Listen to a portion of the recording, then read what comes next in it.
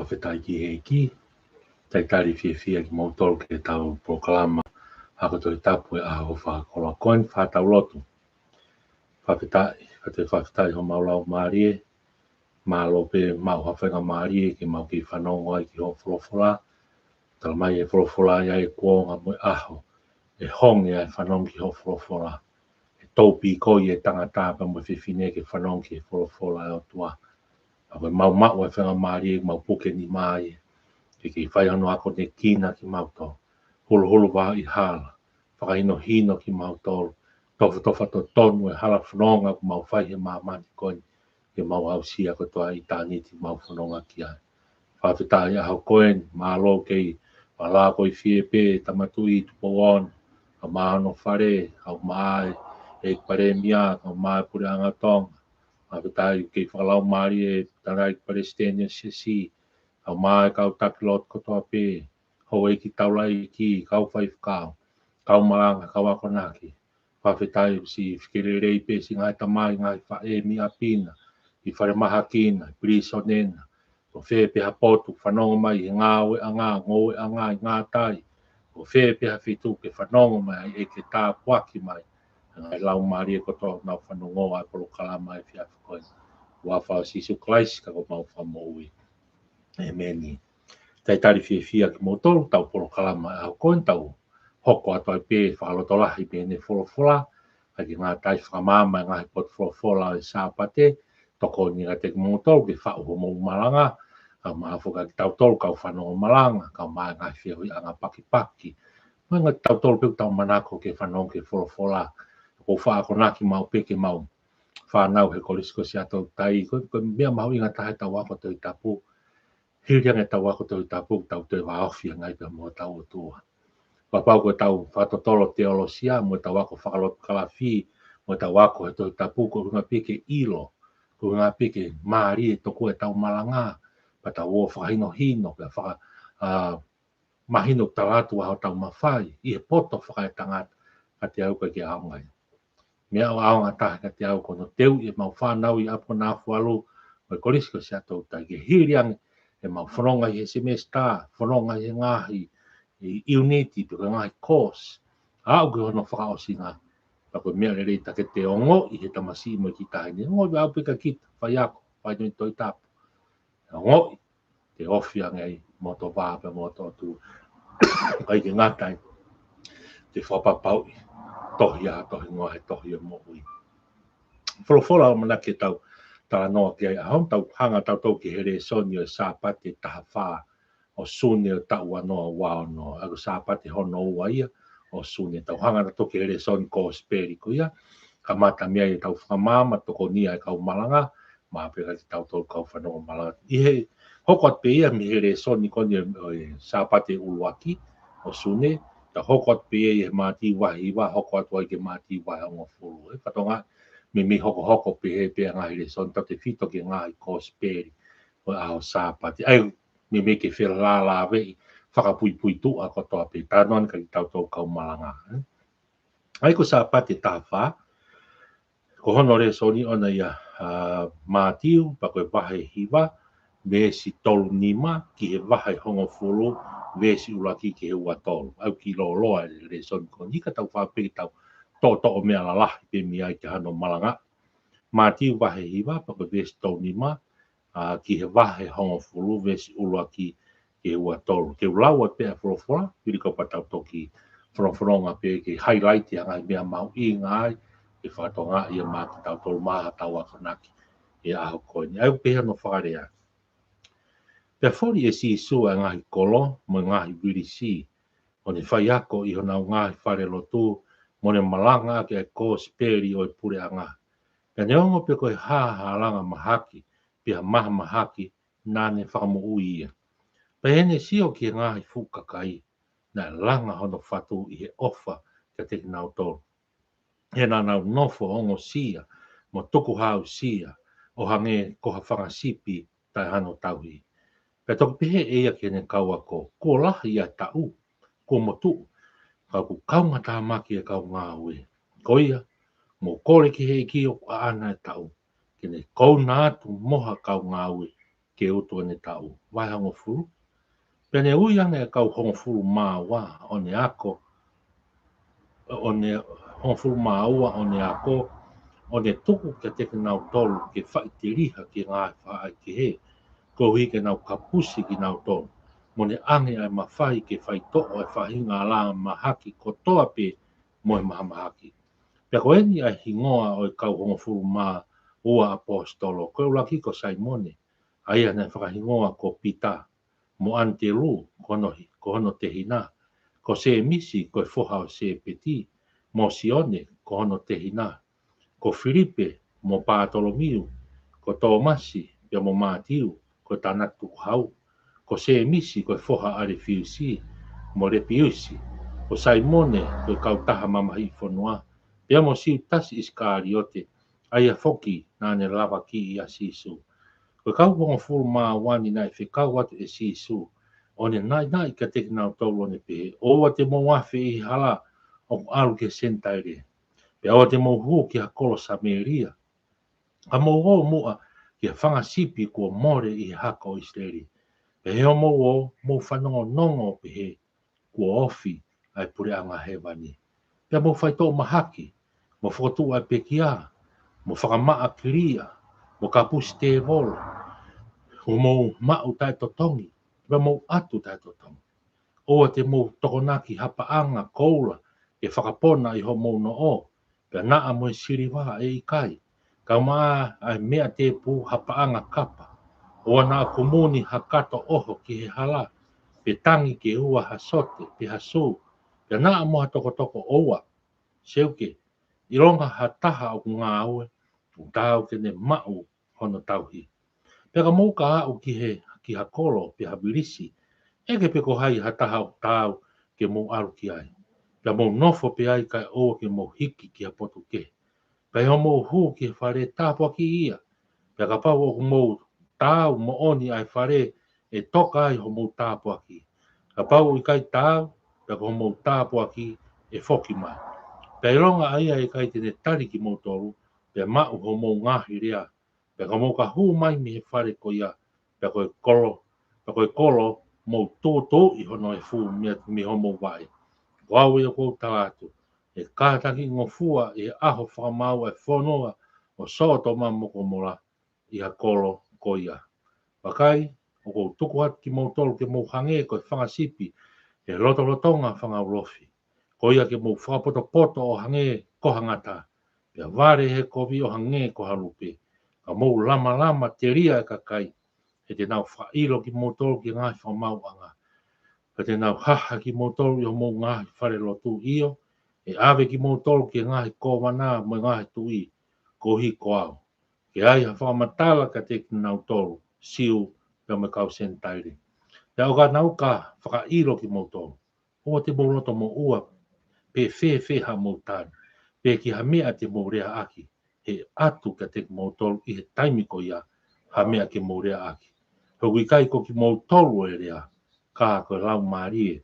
O mou tamai e rea ka te ki mou tolu. Pea e whakailo e he tau ke te hono te hina. Ko hi ke tāmate.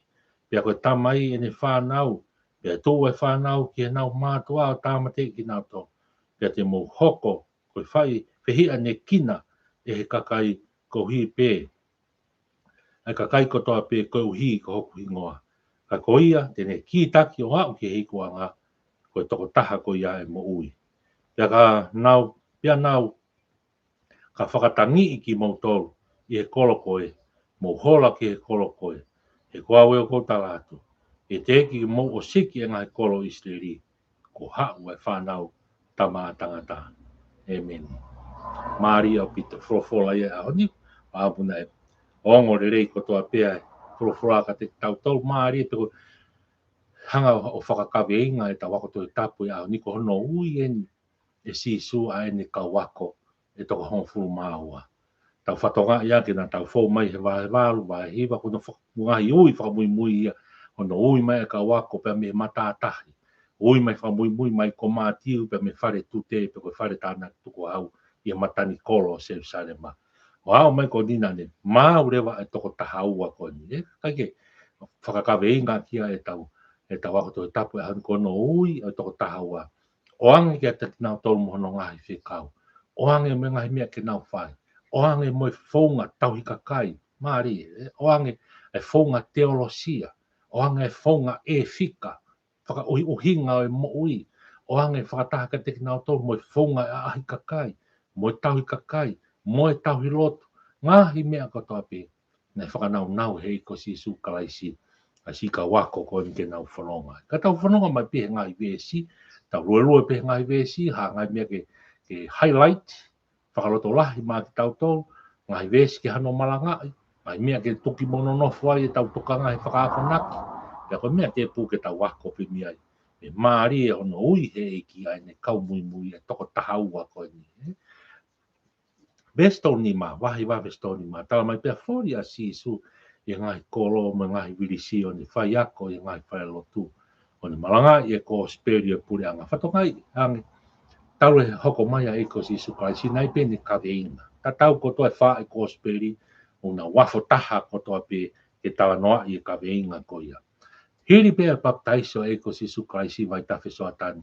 O ni tafoki pe ke hoko kamata atu ne malanga, koe ne kawe inga malanga, mou teu teu, he kua ofi ai puri anga e o tua. Mou teu teu, he kua ofi ai puri anga e o tua. He hala nai ke tau pehe, kono teu teu i e toko tahau e kau tisai pare, peke kau apostolo, peke kau wako koni, koe tefto i kaweinga e nanau whanonga moia, ke talaki ke hou whaki a ngahi virisi kotoa pe. Mai ngahi tapa kotoa pe i Palestine, i Esia, o au mea ki tongani. Koe talaki, koe te tau tolu, ke tau teu teu, tau whakatomala, whanongonongo, e ko ofi ai pure anga e o toa. Ha, ua peki hoko ake a Sisu Klaisi, e te whanonga, hake he funga he kolosi, he foki whai tok, e kaweinga pe ko ia, whaki hono sina, whaki hono tata. Ke tau teu teu, whanongonongo, whakatomala, e ko ofi ai pure anga e o toa. Aiko, me meko whamahino mai he veston nima. Pia hau ke veston, no pe hene sio ke ngahi fukakai, na langa hono whatu i e ofa, ke teki nau tau. Mai, kai ko ha se tesi fo o ni ka te tau tau. Se tesi mo tua talu pia me he whanonga sisu, na whamatala pe he kawako, na langa hono whatu i e ofa. Langa hono whatu, ko tala noa ko ni he rea whakakari si, ko e whatu ko ni whamatala ia ke whatu e whewhine. Pe kono aia tako e rea whaka feminine, se nau tolu ko toi ako ange ke ngahi rea whakakari ki, aia na hiki tohi mea e whakawa fōu. Pa wai le ngahi rea koe peno ngahi gender, wai ngahi rea kui koe masculines, pe koe rea tangata, pe ngahi rea ku feminines, koe ngahi rea whewhine, pe koe rea whatu koe o whamatala e langa e whatu o sisu, o whamatala koe rea whewhine feminine. Pa he tau whakau i ngā koe whatu ia whae. Ai koe ofa koe nei whai e sisu a langa hano whatu, hange taimu langa i ai manawa e whae, e ne sio ke ne tama, ke whawhanga, ne sio ke no whamiri, langa i ai whae whita, ne sio ke ne whana, kai ke loto ke tau moko sia, kai ke loto ke nau whia kaia, ko langa i ai whatu e whae, pa naa moha ki mere po ki ila e ne ki tamasi mo ne ki tahine, kai ke mamoha e ai whae, ke ne hahau, ai hengi hengi pa moi aho ke kumi ha whai to'o, ke tolui, ke oa na mere pe ila ai ne ki tamasi mo ki tai ka ke mawhana pe ke tau tau nei pehe ai whatu e ko si suklaisi e ne mamata ke hukakai patonga yang iyo pia pe ko nau fie kaia e ka na to kanga lah yang e pe si su ne mamata langa no whatu ne mamata ke hukakai ko nga ko puri anga he pani ko nga oa tau mate ata lau ke puna ke sisu na ke whaki ono alo sisu na ke tala ofa. Whakataha ka kai te kai o tāpua. Nā ke whihi ai ke mate hatahane anga hala. Māori a pito ki wahe i wae vestol nima vestol ono. Pato gau rewa ke vestol fitu, tō wau re tō ai rea kon pehe sisu, kua lahi, o ku lahi a tau, kua motu a tau isa, ka kua kaunga tā make kaunga, whia mau ke ha kaunga au ea, whia mau ke ha kaunga, motu a tau i lahi e mea ke whai. Hau mai piko tau ahoni, tau sio tau lahi ngā au tau te whitu ko tala noa koe ke motu a tau koe ni, ko ngā ke kakai ai o toa. lauta kakai tau sio pa tau mamata ke kakai wai en hake uta ngahi tui kehe hake ngahi lotu whakamosi le mi ngahi lotu tai whakakaristia ni kapulanga o tau whatue ofa pe ke mea mai pe o ke lave ke mea nai pe tui o ke mau te ke mau wai puri anga o ka te au ko o hinga ia langa e whatua si suhen pa ko tau tau pe mo tau tau kau whai whakau tau lotu ko tau whai tau pe mo tau tamai mo whae e ngai te whito i tui pa me ngai te whito i toka te rini o ke taki ki a ho whamiri o ku ke whakapapaui ko toka te rini to tonuia o koe whapapau ko toka te rini o ke taki ki ai koe mo hoa o whanga mo ho ki whanau mo ho whamiri te mo inasi ai he pure anga o tua te mo maua e pure anga he wani ma te au koe whihu le lei pia whai maa ki tau tau koe whihu le lei pia whai maa ki tau tau tau tau kone lot whakaristiani o i kai hatoi hala ia ki he pure anga o tua koe eiko si sukalai si ai misa ia koe aroi o tua ai tari e si su whakato mala afe me te ngai kovi ria ki e toka te rini hala ria ki ngai toka te rini whakapō pula e ko ngā pa mai mamanya ngā ria ki ngai tui lotu o te tui mo te osi iro le reipe hei kai te mau ki te purianga he wani kai ai ha toka te rini moha lotu oku i kai te tau kawe i ko misa ia koe alo tua ko sisu Christ a ia pe a hala mo mo oni mo ui ke mau ke mo i te ngata pa te whapapau rewa o ku hala i mea te whanonga. Tau rea mālohi, tau be honest i ho tau kongan. O ku hala ai toka te rine o te tuiki ai. Ai toka te rine o ne whakahalaki ai misaia. Pea mo hala mo ui ai ko sisu Christ. Kake, o ko ki nofo ki besto ni ma torono toro fito valu e vahe hiwa mati ki konga mahu i ngā pitoi. Ki konga pito. Nau tau e ke tau tu, motu e tau ia. E tau whatonga ui hake kau whai whakau, toko lahe ka tau pehen ko toko lahe kau whai whakau, me kau se toa ta whaka konferenisi, te tau tolo kone saspesiri ana, tau pehe ko kakato ikai, kei fie ma upea kakaia, kei fie ma upea ke tau o mai o pore ki ngawe eiki, tau o mai o li aki api mono masani, a tau o mai o paea e lotu lelei a eiki, ko ngā ko tau e o tua, o si kakai ko whanga sipi mate noa, ke malanga i ki nau tauri he kōsperi, ko ngā koe pure anga atua. Pako te koe mea le le ia, ke mea mai pe mea pina, koe mea le le tau tuu haki, ngā ia honi, tau malanga i ane wholofola, tau tuu haki koe kau whaia ko naki, tau tuu haki kalaki i ane kōsperi. Fie mau e kakai ia, ko ngā koe kōsperi, ka mono talaki o ngongo le le ia e ko si su kraisi. Ai koe vestol ni mai tolu ki e tolu valu, i konga mahu inga au pito ia. O tua, ko eiki haana tau. O ki tau tolu ki tau o whaia e utu. O tau tolu ki tau o talaki a ngongo le rei koni. E ko motu o e tau, fie mau. Langa e whatu e o tua. E mamata ki ono, ke whanga sipi mate noa. E ka kai ko nau he ngai toka te rini hala. Ngai toka te rini whakatohi tapu. Ngai toka te rini whaka ai tori. O mamani koni. Ke tau ta foki, whakapapau, ko ta taki tau whai, ki o tau ki whamiri, ki o tau ko potusiasi, ki o tau kāinga, tonga, whakapapau, e tohi ai ho tau hingoa, i e tohi o moui. Hako mai rewa, tawa noa e ke wahe hongo furu, lesi ulaki, ke hua tau, mei nofo ka kato pe foi tawa noa koe ni ki hono, hange ko whakahoa ake ke ane nai, ki hono ui e sisu, a ene kau ako. E ka ko potui, ko mea mahu ngā tāna tau os ilo ki tau tole a hoi matu ku lahi taha e tawa noa pe kia i ngā whai kōsperi. A ko tawa noa e ko tohi ko ene ngāwe ani apostolo ane hiki ko ene luke. Ko tohi ia ka pau ke fie mau, ke fie ilo lahi au pito ke mo ui, pe mo lives, au ke ngata anga, e kamata anga, mo iku anga si mo ui e kau apostolo. Ke te mau ia pe mea tohi ngāwe. Kai ke ki mo pa tau tātala noa ko toa pe koe i he ngai mea na whikai sisu. Tau osi ilo ko toa pe koe kau wako ko toa. Nā nau auhi, nā nau whai e whikau, ai ui ko ni nei whai mai ati nau tau. Nā nau wau, me ko toko taha pe hanga te au ko sione pe. Nei whakahe ke motu maka pāti mo si. Pa ne tok tala noa i pe ke ne pe kia mate ko ne taure ke re kai. Hangi ka te au ko apostolo pe ko sione. na hao he mate whamata. Kana ave pōpula pe ia, o ne whai e ia kone ko sione pēni na ni haana ko speri, ko sione pen haana e ngō ipiseri kone tolu, ko sione pen haana e matawi sone e tohi whakaha. Mata mai na pekia e pia sione motu maka kone ko pāsi, timiosi, pātimosi, ko ngā kone mate vai. Kaike, tau osi iro koto he ngai tala noa. Ngai tala noa o hoko mai ai hiku anga, pe me ngata anga mo uisi ka apostolo koni. Tau iro ko pita, na kalu se whai, na alu ne ngā oi koto au kalu se whai, pa na kalu se whai upside down, mana tui whoko e whaka whohifo e ki lalo a pita na whai ei loma. Tau taimia e empola kon nelo, persecution na whai e empola kon nelo. Na whengai na talangai eke ka pita, ko hai whenga tautia. Pake ke ngalo ya pita ne whakawhisinga tua tolu na whai hei ko Sisu Kaisi.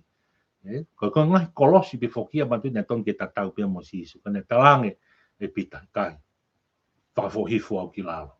Ke toi whenga ta au pia kehe ange au. Ko ngā pe kone manatu. Kena kehe ne whakawhisinga ina whai hei ko Sisu Kaisi. Koia, he was crucified upside down. Nai furihi pe kolosi tatau pe mo Sisu. Pai furihi a whakahanga ki lalo. Toi whenga ta ang. Kai ke ngā tai ko antelu, tau iro ki tau tau crucify hanga X, shape, o kolosi hanga fu X, ai koku hao e koe antelu, St. Andrew, ngai tui whaka lotu koe whaka anxious Anglican, Inglani, nau whanonga mai ki nau tolu ko Antelu ia, na whakahoko e tamat, si ono tō whakapongi ko ni e whaka hawaki, whakawhihawaki o Antelu ia i karisi. Ko se misi ko lahi. Nai maata mate whamaata e pena beheaded pe ko e tōsi o no uruhu whangai whakatapu a tala noa pehe mea ko e wholofola. Beheaded ia i Jerusalema i he King Herota ko Agrippa, ko tui ko ia ko Herota Agrippa. Ko sione ko speri ko na whaitoa sione ai hango na nau tala noa ko ki ai na toki mālolo pe tokua e whahinga pehe nihi Pātimosi. Ka pehe whainga ni Efeso, aia ko Turkey e ngai aho ni. Ko Filipe, nai mate whakamaata ia i whaitu i toake, ai ko Hyprosis i toake. Tokua nai kalu se whai pena hanging Filipe. Ko Pātolomiu, na mai nai mate whakamaata pe moia. Nai to'o pe mo no uluhu whakatapuna, tōsi o no ulu beheaded, kalu se whai. Ko Mātiu ko ni ko tāna ki tuku hau, na mate whamaata ia Etiopia. Ko Tomasi, tai koni nai tai tui, na mate whamaata ko nai tolo mahau i pia nai, nai tolo aki pe tau, o ne pekia, e siasi o no langa e siasi intia. Auka se misi ko si ko foha are fiu si, talamai nai ria mi olunga me funga tua hivi o tempare mi olunga. Na rigi olunga tō grau pa ene kei mo ui ko ia, na hoko atu ai o no toi tāpe o au ki hene pekia. Kaike, siutasi Iskariote, tau siro ko toa pe ko siutasi Iskariote, na ne whaka whisinga ia e o tua, ko e ne hanga betrayed ai o tua, ai ne mate pe, i hene tauna kita pe aia, ko ngā koe kovi ko ni nai whai. Kaike si whatonga iange, ko tau tala noa me he tohi ngā awe, a historia ko toa e kau tangata, ne mea ko toa nana wau ki ai, nana whaosi ko toa peke pekia. Kaike, tau whokiange ke toi tā pua whamatalangi, ke mea ne hanga e ki o hunuaki e honau loto, o honau lau maari e. Ne hunuaki e ngā ue, mo e ui ko mo tō e tau, taimi ke mo tō mai, pa ui mai ai a kau apostolo, mo o, kia mātiu ki hen, hangi tau whanonga i whai, i he vesi ono, vesi fitu, na tamai, o rewa ha mo whanonga ki ngai kolosa e meria, o rewa hi, ngai kolosa e entaire, mo raki o pe kumi e whangasipi o ku he roto whare pe o Isileri. Raki kamata pe i ho tau roto whare, i hono kumi wai pe whangasipi he e. Kaike, ko raki mea e nei whai ne oangi ki he kawako koe ni. Moni wai pe ngai tau kawe, mana tui ko māti wen. Hoko mai a si suia, mai ka kai siu. Ko raki ngāwe ko tōna whai e si suia, ko ngā pe mai si kakai, ngai sipi, lost sipi. I he loto whare o siu. Moni pe ia, i he tau kawe me ta whakia mātiu. A ko tui ako, o ko mea mahu inga taha ne whenga, poine whenga mātiu ia hen, Pea na mai whakahino e ko si su Kalaisia ki he kau whaunga ngāwe kon ki alu me kau apostol. Orewa te tau ki tua. Hanga ki mautolo koni si atou tai, koe ngai poto si asi, koe ngai wha mele rei pe ki tau o to marangai kosperi. But firstly, raksi ofi ho tau ki whamiri. Raksi ofi ange a takai e whanau.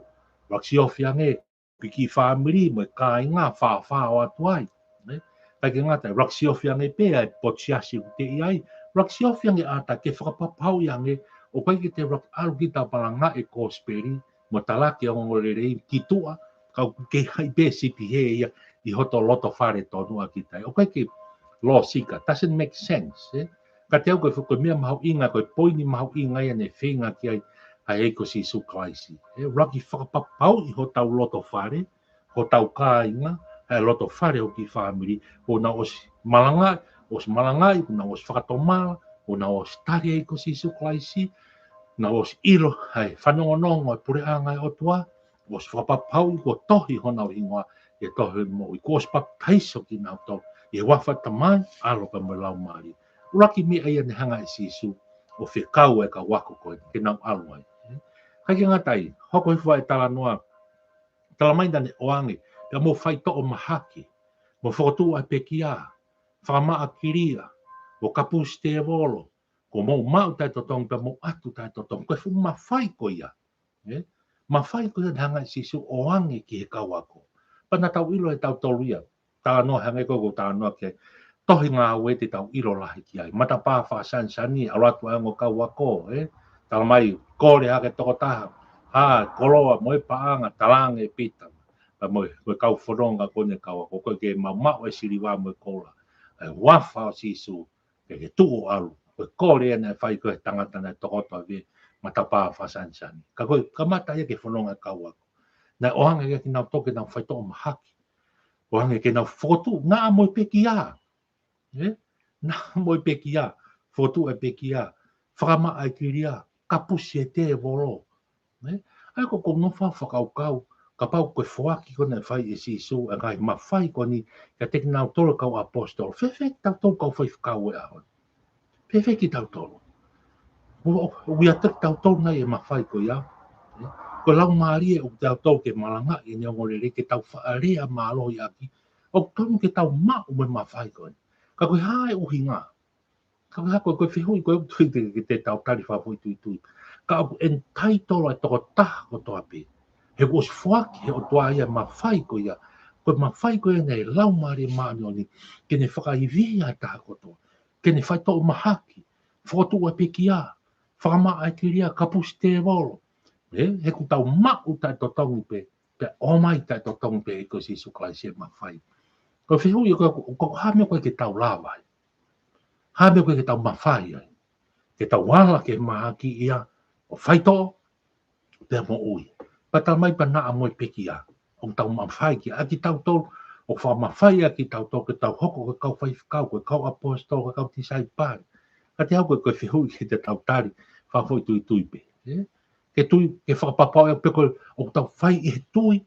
Tau lava pe tau malanga ake. O koe ke lava. Ai ala ko ngā kei. Ngā vai pe tui ia. Ki mana masi I pe ia. Ai ke ngata pako hake uta aho ia moe ko ngā pe moe whonga. Ka koe tui koe whihui ke tau whakalararo tuka. We have to. We can. Ka pau ko whakamawhai he o tua e ka wako. Whia ki tau tau koe kau tala o ngore ki tau tau. Taha o kia te tau tau le mawhai. Hoko mai koe puke, tau mai ko lui sine te wolo he tau whanau. Hala ki ai. Hala ki ai wafa eiko si su Kalaisi. Tu malahe mihe. O kai ko hao place, o kai ko hao nofo anga. Ke maari e ia e mau whanau. Never. Never. Whaito o mahaki. Hala ki he kansa. Hala ki he ngai whakautua. Ki he soka. Hala I wafa si su Kalaisi. Whaito. Ko tui ko challenge le rei ho tau aho. Senturi ua ne lotu. O tau whanonga I ho tau aho mo tau kuonga. Nā tau whanonga pe he kuonga koe. Nā whakotu upe kau I whamaru he kau tātai ki whaiwhi kau. Whakotu upe kau I whamaru pa tau whea whi pa moe haua e tahi mo ngahi mea koto. Whewhi ho tau kuonga. Nā o whare pe ko tau whea ka whakamaru koe pia o kūla I hao koe ia. kai ke ko tu ko challenge le rei mo mea ke pore tau tau hoko i vole ke vesi hiwa ke vesi ho futa mai o te mo tokonaki hange ko ta no ne nai na oangi ke kaua ko oi ki na topa oange mo mafai ke mafai ni ko hivi whakalau ma hivi whakakalaisi hivi whakaotua ia hivi a otua na fuaki tai totongi pia mai ka kai ko ni mai ka wako ko toko taha ua ko ai kon ha ia vesi walu ko vesi hiwa ke vesi ho fru ko ngai mea ni ke mo fai mea ni ko responsibility ni ka kai ko na o ke fai nga o e ki patonga ia ko hai criteria ke toko taha o uia ke alo fai nga o e ki ke ni hoko ko ati sai pare ai ko si su klaisi ulaki o te mo toko na ki hapanga koula ke mo whakapona i homo no o pe na mo siriwa e ikai ka maa mea te pu hapanga kapa o na komuni hakato oho ki he hala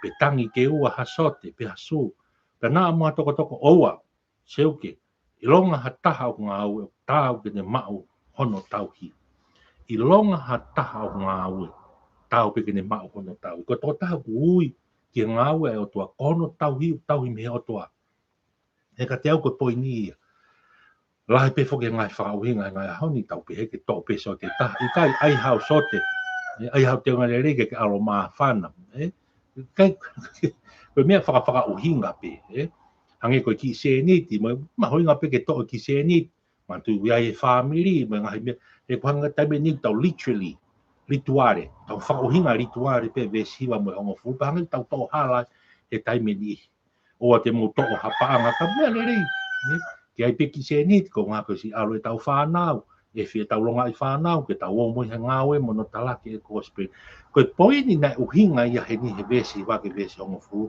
o e hoko e paanga o na hoko e koloa o na hoko ho tau sote mo ho tau teu ko mea ia ke tuunga naki ai e tau alu peko no ai e taha ko mea ia ko te fito ai e tau alu ko ngā ko tau ngahi nau ko ni ke koia tene whakaivia ki tau tolu he o talaki o ngōri rea i ka sisu klaisi. I kai. Hange koe ki konga koe ki lalo he vesi o fu. O tau seuke i longa taha o ku ngāwe. To longa taha ku ui ke ti saipa. O ku ui koe kau wako. O tau ke ne mau hono tau. Kono tau hio na ko ngā ko sisu. Ko ngā ko te fito e tau alu. Ko ngā ko e ko sisu klaisi.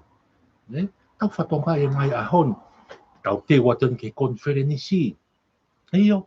Tai mo whetoko hake ai kau se tuata, kau whai whakau, kai ke me a re aki. Kai ke pahaka te au ko te uhinga pe, ai whorowhoraka te tau tolu, Ma mea re i peia, mea whawhawa pe ke ai ngai mea ke maawhana, tau sina ko ngā koe gospel, kau pai ko tūnga naki ia. O te fito e tau o ke ngā we, ka tau mauiwi ko ngā koe paanga. Tau whatonga ia, te ue tau o, wai whakamāwai, whakapaanga, whakakoroa, ka te au koe ke peke whakalai mea rei pēia ke whai. Ka oa na a tau whakaukau i ho tau loto, koe whakaiwi ani ki tau toro ke whai e ngāwe e ki kai. Ko tau whakaiwi a tau tau whai e me olunga, whai e me rau maare maani o ni.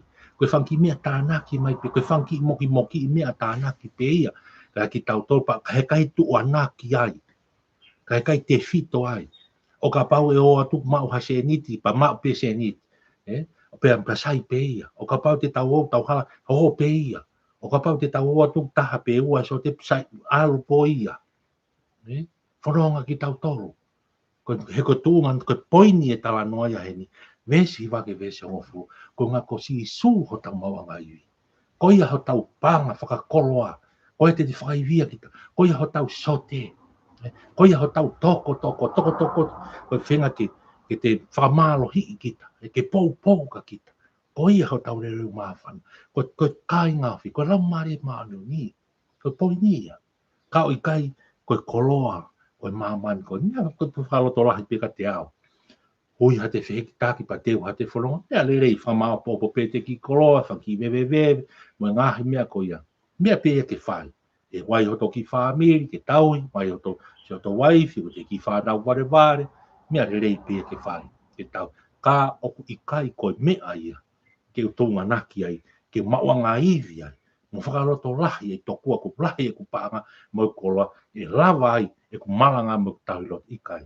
o ko mea ku hinga ke ai toi tapu ko ni me u hinga ta no ku hala ia o ku hala ia ko moni ko tau tau hipe mi e ko si su klaisi hoko rewa ke vesi tātaha ke tānima pe ka mo ka alu ha o kia kolo pe habilisi e ke pe ko hai hata tau ke mo alu kia ha ko whainga whaunga ni a ai kakai ya nofo pe kia ka oa ke mo hiki kia poto ke pinga te alu ao pe ao e te whanonga pe mo hu kia whare tāpua ki ia wai ngai whare tāpua ki ala mo ngahi ni mā ki ai pe pau tāu mo nia whare koea pe toka e tāpua ki e ko uhi ngai taim ko te mo hu ke ngai roto whare ko toa mo whai halotu tuku ngai tāpua he ka pau e toka e tāpua ko he roto whare ko ke ta mai mo whae mo whae pau te nau tari ai koroa ko ia te mo situa ka nofo mau ai koroa ko ia ia mo roto whare e pai ki lotu ko wha manako mau peki pai he ai kakai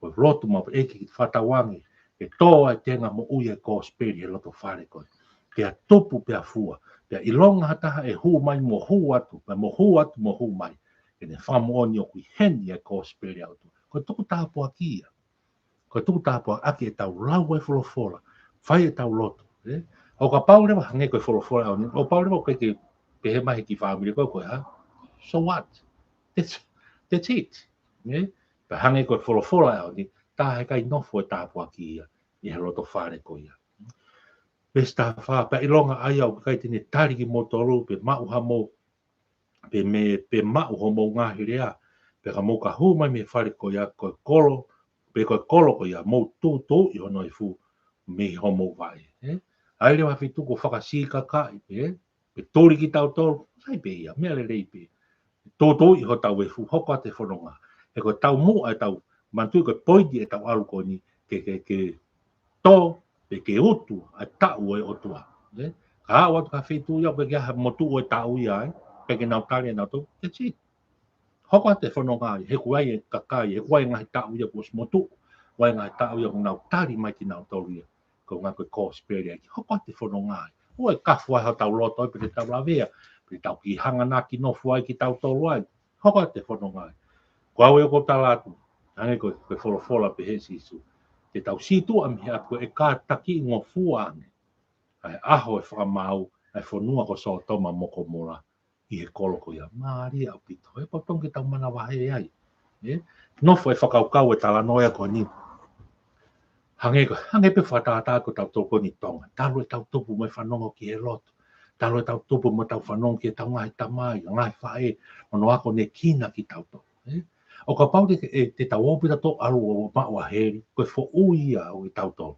ka ke ngata e mako ki tau to e to e tau tea lahian ki tau to e tau tea so toma moko mora tau tea kone whai so toma moko mora ko si ka kai pia na ke kina fu ilo tato e lotu ka ke kina fu ilo tope na fu ilo fefe whakatau mala na ilo fefe wai e afi ko suurifa ko fitu ko heri ka ko ki tau tol ko tau si ilo le rei pe ko speri pe moheri ka tau kei alu pe tato ke lotu ke he alu pe tato ria ke tui hala alu pe tato ria ke ngai mea ko te tau e fitanga lotua pa ko oni re vai fola fai e sisu ka taki ngofuanga so toma moko mola iha ka kaipe hange kon tala no kamuka o ki ha kolo pe avilis ta mo malanga i ko speri pa ke pina utari na to e mo stala atu ka te e ko tau whawhare o kau whai whikau he lotu he malanga o ke lotu hengi hengi kai peke o maka kai au mai ke lotu hengi maha ko toko ni mape toko whiha ngai kolo mo he pe matu ai a koe inu kawa mga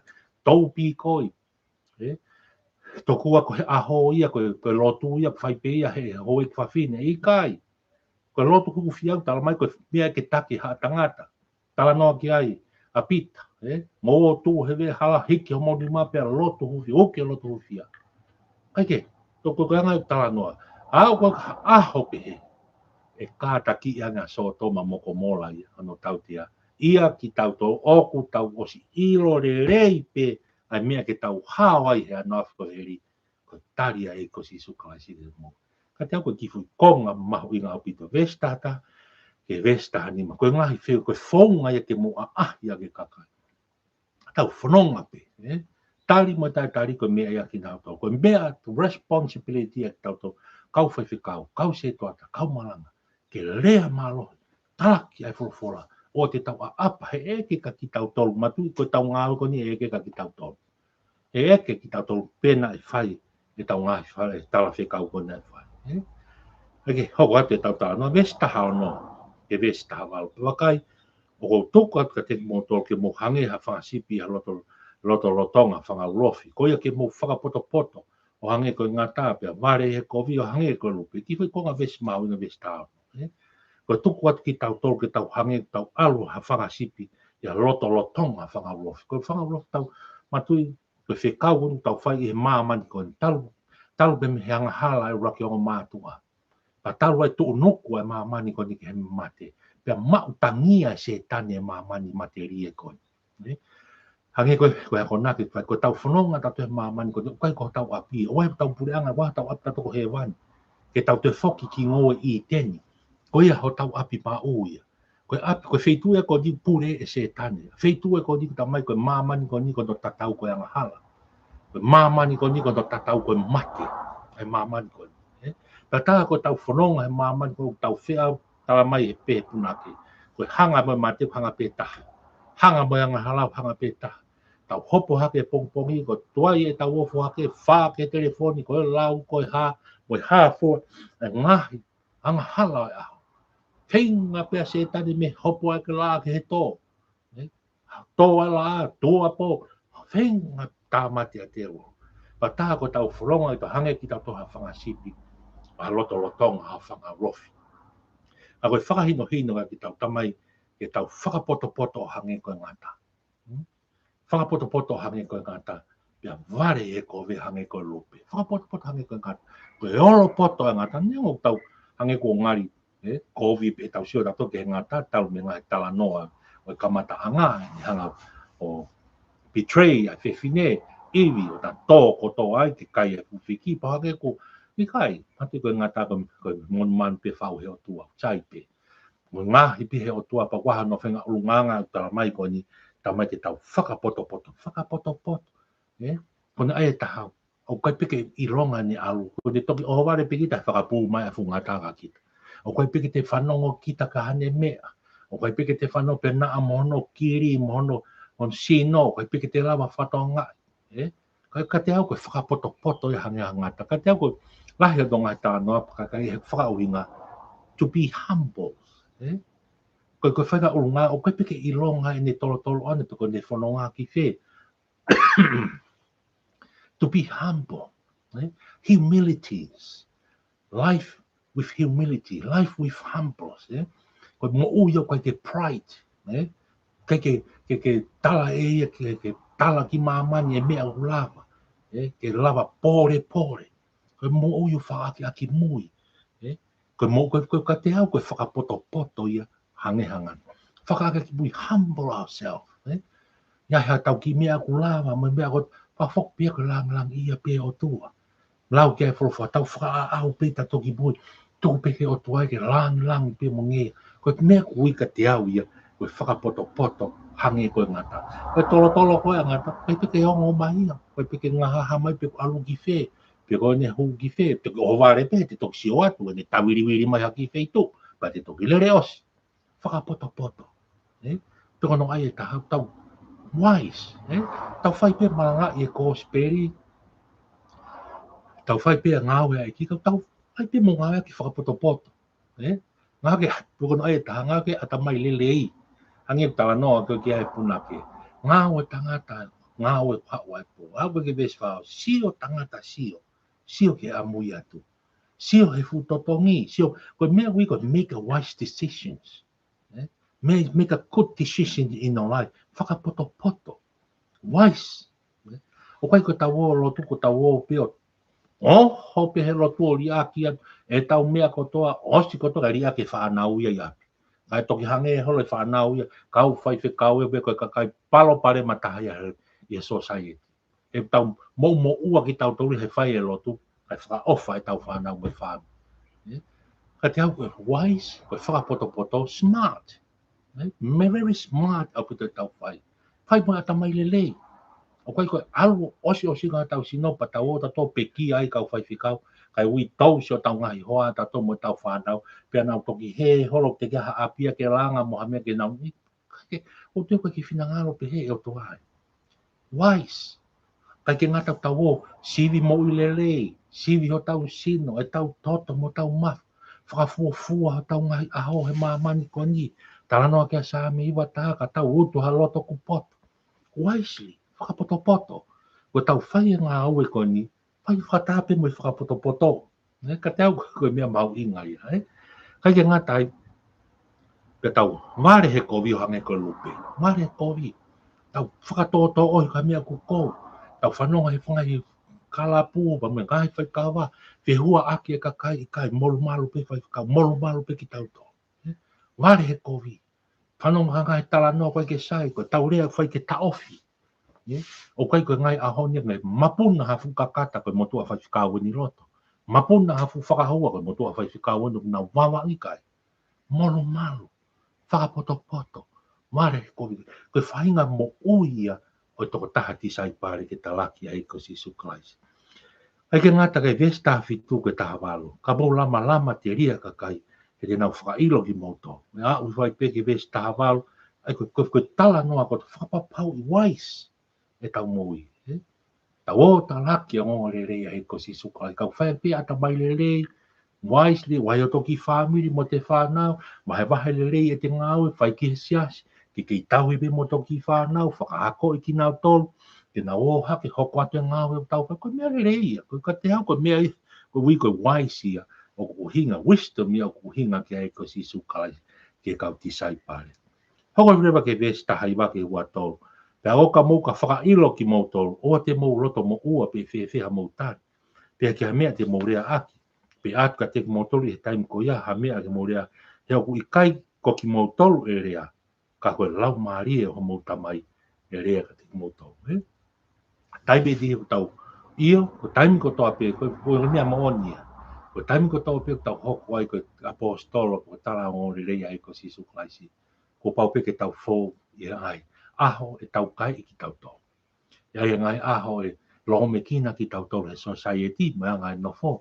Ia ngai aho e tuku hifo ki tau tau, mea ngai mawhai, mea ngai lakanga, mea ngai ko ngā ko tau malanga i ai ko si suklaisi. Peko no e tā, ko ngā ko tau tuhu mo whamo oni ki he mo oni ko si suklaisi.